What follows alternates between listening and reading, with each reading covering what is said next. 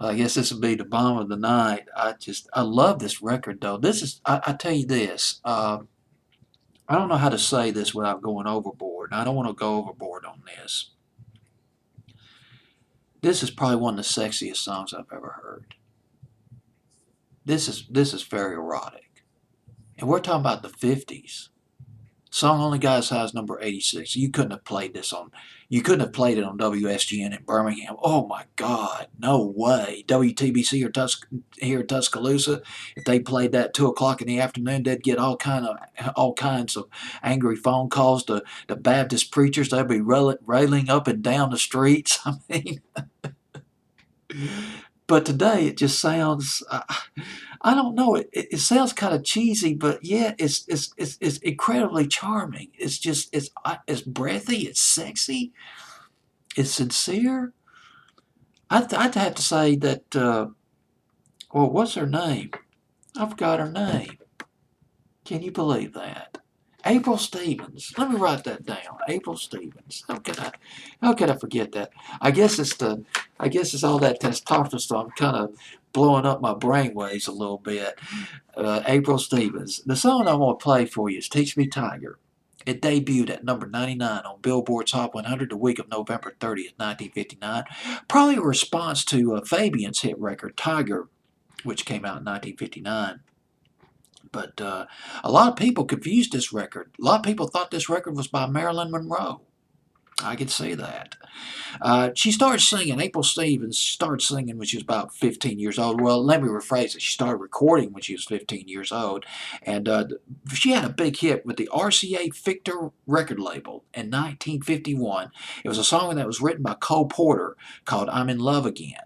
That went to number 6 in 1951, and it wasn't until 1959 before she charted again with "Teach Me Tiger," which caused sort of an uproar. I mean, this song was a little. You couldn't have played this back in the '50s. Not on Top 40 radio. There's no way. And there'd been no way she could have performed this song on Dick Clark. Dick Clark wouldn't have that.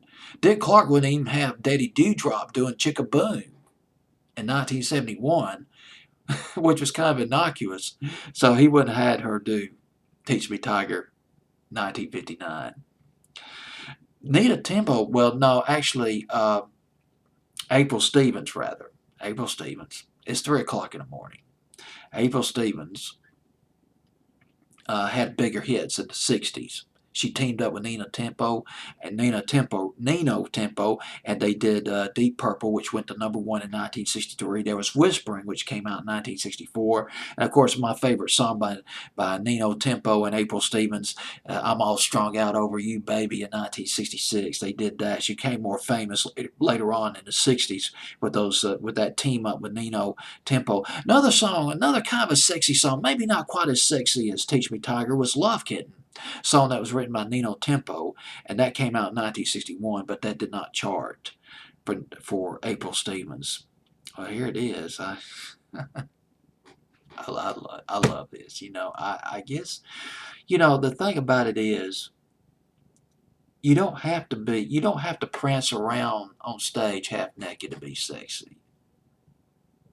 You don't have to do that. You just do this. Do what April Stevens did.